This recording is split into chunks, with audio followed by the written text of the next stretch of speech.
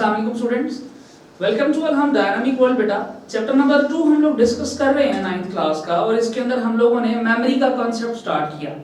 हमने देखा कि डेटा कैसे मेमोरी में स्टोर किया जाता है, या कीबोर्ड से जब आप कोई नंबर एंटर करते हैं तो कैसे एक प्रोसेस के थ्रू उसको नंबर्स को कन्वर्ट किया जाता है आस्की कोड के अंदर, देन उसको आगे बाइनरी कोड में कन्वर्ट किया जाता है। अच्छा ये देखिएगा बेटा, आज का हमारा टॉपिक है स्टोरेज के मुतालिक। लास्ट टाइम हमने मेमोरी पढ़ी थी, आज हम पढ़ने लगे हैं स्टोरेज। मेमोरी में और स्टोरेज में डिफरेंस क्या है वो भी अभी हम लोगों ने देखना है, लेकिन पहले जरा सुन लीजिएगा कि स्टोरेज क्या चीज होती है। स्टोरेज एक ऐसी कंप्यूटिंग डिवाइस है जो डेटा को स्टोर करती है परमानेंटली भी और टेम्परेरीली भी। ठीक है, ये छोटा सा मैंने पॉइंट ऑफ व्यू दिया स्टोरेज के बारे में। और जो आपकी स्टोरेज है बेटा वो एक्सटर्नल भी हो सकती है, इंटरनल भी। यानी स्टोरेज डिवाइस जो सी भी है, फॉर एग्जांपल सीडी है, हार्ड डिस्क, यूएसबी या मेमोरी कार्ड, वो हो सकता है सिस्टम के अंदर भी लगी हो, और अगर आपका उससे गुजारा नहीं होता, आपके पास ज्यादा डेटा है और आप चाहते हैं यार मैं कैसे इसके साथ गुजारा करूं, तो आप एक एक्सटर्नल लाके मेमोरी लगा सकते हैं, जिसको आप यूएसबी, हार्ड डिस्क भी एक्सटर्नल मिल जाती है बेटा, सीडीज भी होती हैं और मेमोरी कार्ड्स भी अवेलेबल होते हैं। ये तो छोटा सा कॉन्सेप्ट जो आपको पहले से ही पता था। अब अगर शॉर्ट क्वेश्चन आ जाए what is difference between memory and storage, तो आप क्या लिखेंगे बेटा? सबसे पहले आपने बताना है इसमें स्टोर क्या होता है। मेमोरी में हमेशा लोडेड डेटा स्टोर होता है। ठीक है, मेमोरी के अंदर हमेशा कौन सा डेटा स्टोर होता है? Loaded data.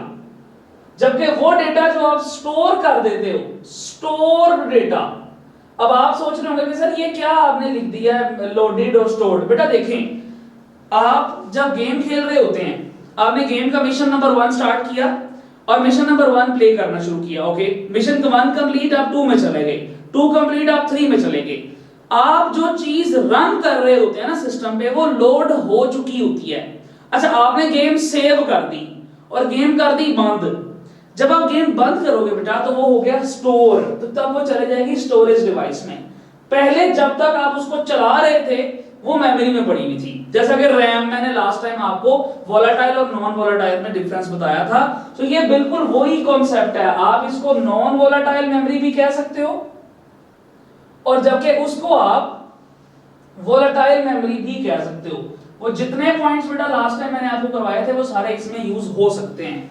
ठीक है, सो अभी तक क्या समझ आया? पहली बात कि मेमोरी में सिर्फ वो डेटा स्टोर होता है जो लोड हुआ होता है, जो रैम में पड़ा होता है, जबकि स्टोरेज के अंदर वो डेटा स्टोर होता है जो सेव हो जाता है। क्लियर हो गया बेटा?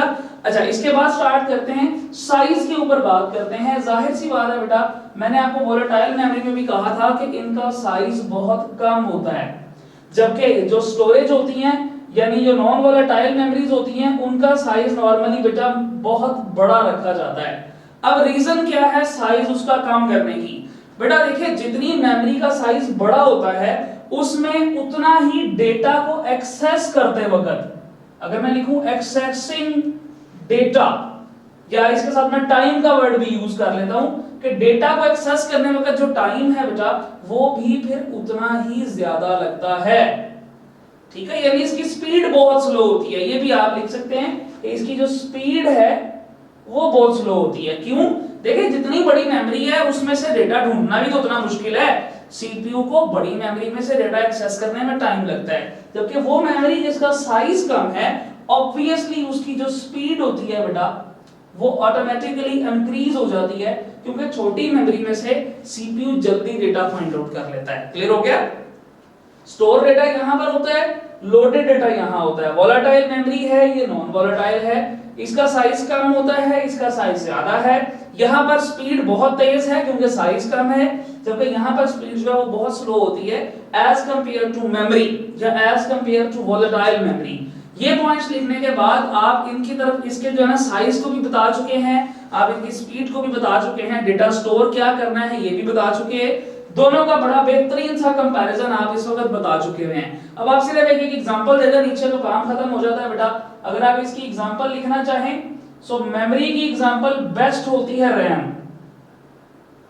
जबकि इस साइड पे बेटा अगर आप आ जाएंगे और आपने स्टोरेज की एग्जांपल बेटा देनी है तो स्टोरेज की बहुत सारी एग्जांपल्स मैंने आपके सामने अभी भी लिखी हुई है, तो मैं दोबारा नहीं लिखा, वो एग्जांपल्स है बेटा। ये सारी की सारी जितनी एग्जांपल्स हैं बेटा यही यहां पर कोड करेंगे आप, क्योंकि ये स्टोरेज है और वो भी मैंने आपको स्टोरेज ही बताया था। क्लियर हो गया? अच्छा, 2 नंबर का क्वेश्चन पूरा हो चुका है। What is storage? आप कहेंगे any computing device that can store data and information both temporarily and permanently, यानी थोड़ी देर के लिए भी और परमानेंटली भी। और ये बता दूं बेटा, ये हमेशा टेम्पोररी मेमोरी होती है और ये ज्यादातर परमानेंट होती है, ठीक है? जो वोलेटाइल मेमोरी है या मेमोरी है वो हमेशा जो है वो टेम्पोररी होती है, थोड़ी देर के लिए डेटा स्टोर करती है। ये सारी डिस्कशन मैंने लास्ट लेक्चर में बहुत डिटेल में आपके साथ की थी, ठीक है? जबकि ये जो स्टोरेज है ये नॉन वोलेटाइल मेमोरी है, इसमें डेटा हमेशा परमानेंटली स्टोर किया जाता है। इसको एक्सटर्नल भी आप बना सकते हैं, इंटरनल तो अल्टीमेटली होती है मेमोरी। ये उसकी एग्जांपल्स हैं और ये मैंने आपको उसका एक छोटा सा डिफरेंट बता दिया है। अब आपने जब शॉर्ट क्वेश्चन आएगा तो ऐसे पॉइंट्स नहीं बनाने, आपने पेपर में ऐसे लाइंस लिखनी है कि memory can store the data that is loaded, ठीक है? Storage is store the data that is stored और सेव्ड। आप इसके लिए नॉर्मली लफ्ज आम जुबान में सेव इस्तेमाल करते हो, सेव डेटा। जो सेव्ड है ना, गेम सेव कर दी तीसरे मिशन में ताकि हम उसको दोबारा तीसरे से स्टार्ट कर सकें, तो वो सेव हो जाती है, वो स्टोरेज में होती है बेटा। अच्छा, अब मेमोरी को मेजर करने के कुछ यूनिट्स हैं, बात करते हैं मेमोरी मेजरिंग यूनिट्स पे। ले जी, फॉर एग्जांपल ये मेमोरी है, ये मैंने आपके सामने मेमोरी बना दी बेटा। मेमोरी का जो एक बॉक्स होता है उसे कहते हैं 1 बिट। सो इस वक्त 1 2 3 4 5 6 7 8 बिट्स हमारे पास मौजूद है। हमारी कंप्यूटर का सबसे छोटा यूनिट जो है वो बिट है। हम यूनिट्स की क्यों बात कर रहे हैं बेटा? आप अपना वेट काउंट करते हैं किलोग्राम्स में, हम अपनी हाइट काउंट करते हैं मीटर्स के अंदर या फीट के अंदर। सो हमेशा जिस चीज को मेजर करना होता है उसका कोई ना कोई यूनिट होता है, और हमारी कंप्यूटर मेमोरी को मेजर करने का सबसे छोटा यूनिट जो है वो 1 बिट है। बिट का मतलब होता है बाइनरी डिजिट, देख रहे हैं BIT, और ये हमेशा स्मॉल b से लिखना है, कैपिटल B से नहीं लिखना है। उसके रीजन भी मैं बताता हूं बेटा। तो अगर मैं ये लिख दूं स्मॉलेस्ट यूनिट ऑफ मेमोरी, तो ये आपने याद रखना है, smallest unit of memory is called bit and bit stands for binary digit. ये देखें, BI से बाइनरी और ये डिजिट का लास्ट जो है वो कैरेक्टर, ये बात याद रखनी है बेटा। अब 1 2 3 4, जब 4 बिट्स इकट्ठी हो जाती हैं तो हम उसे कहते हैं ये हमारा निबल बन गया है। मेमोरी यूनिट है बेटा nibble. 1 nibble is equals to 4 bits. इसी तरीके से मेमोरी बढ़ती जाती है, 5 6 7 और 8। जब आपके पास 8 बिट्स आ जाती हैं बेटा तो हम कहते हैं हमारी मेमोरी 1 बाइट बन गई है, कैपिटल B से है। बिट स्मॉल b से लिखना था बेटा, जबकि बाइट जब लिखना है तो हमेशा कैपिटल B से लिखना है। इसको अगर आप इस तरह रिप्रेजेंट करें ना, 1 बिट और 1 बिट बाइट, तो ये क्लियर हो जाता है कि स्मॉल b जब भी आएगा उसका मतलब बिट है, और कैपिटल B जब आएगा उसका मतलब होता है बाइट। क्लियर हो गया? हमारी मेमोरी के अंदर जितने बॉक्सेस हैं, जितना डेटा है, उसके अंदर सबसे छोटा वाला बॉक्स।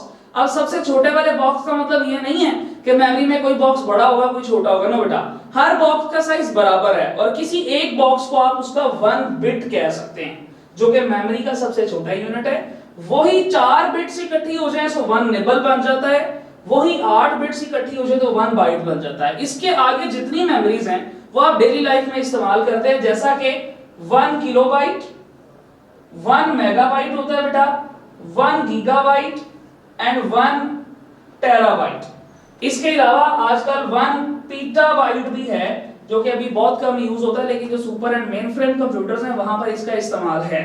अब 1 किलोबाइट का मतलब कितनी? 2 पावर 10 बाइट्स। 1 मेगा का मतलब बेटा 2 पावर 20 बाइट्स। गीगा का मतलब हो गया 2 पावर 30 बाइट्स।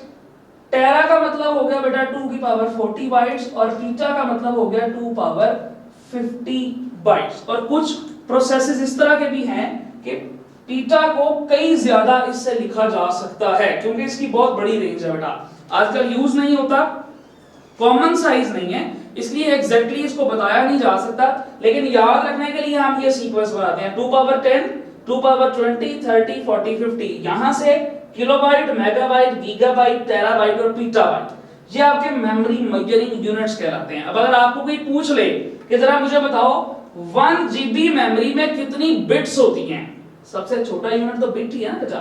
सो 1 जीबी की बिट्स निकालना सीख ले जी। 1 गीगाबाइट, ओके, गीगा का मतलब है 2 पावर 30 एंड बाइट का मतलब होता है 8 बिट्स। आप ऐसे लिख के इसको कैलकुलेटर से कैलकुलेट करें बेटा, जो भी आंसर आएगा वो आ जाएंगी नंबर ऑफ बिट्स। क्लियर हो गया?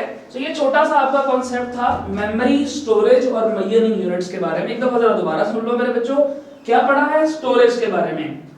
स्टोरेज क्या होता है? कंप्यूटर का एक ऐसा एरिया या एक ऐसी डिवाइस जो डेटा को परमानेंटली भी स्टोर कर सकती है और टेम्पररीली भी स्टोर कर सकती है। ये मेमोरी इंटरनल भी होती है, एक्सटर्नल भी, यानी लैपटॉप या मोबाइल के अंदर भी लगी होती है, जो कि लगी होती है, और अगर जरूरत पड़े तो हम नई लेकर एक्सटर्नली भी लगा सकते हैं।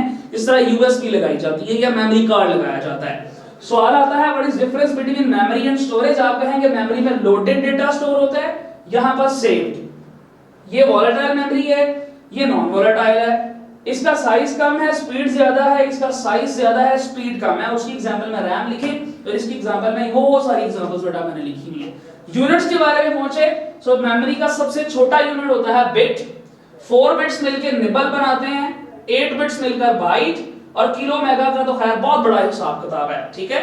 तो अगर आपसे पूछ लिया जाए how many nibbles are in 1 byte, how many nibbles, ले जी ये एक एमसीक्यू है, निबल्स कितने हैं 1 बाइट में, इसको कैसे निकालोगे बेटा? 1 बाइट का मतलब कितना होता है? 8 बिट्स, और 1 निबल का मतलब कितना होता है?